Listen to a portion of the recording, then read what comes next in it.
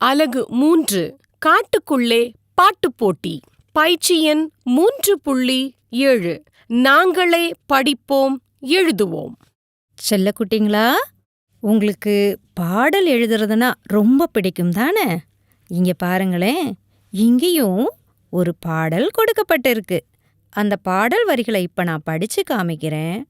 நீங்க தொடர்ந்து என்ன வரிகள் வரும்னு ஊகித்து எழுதுறீங்களா?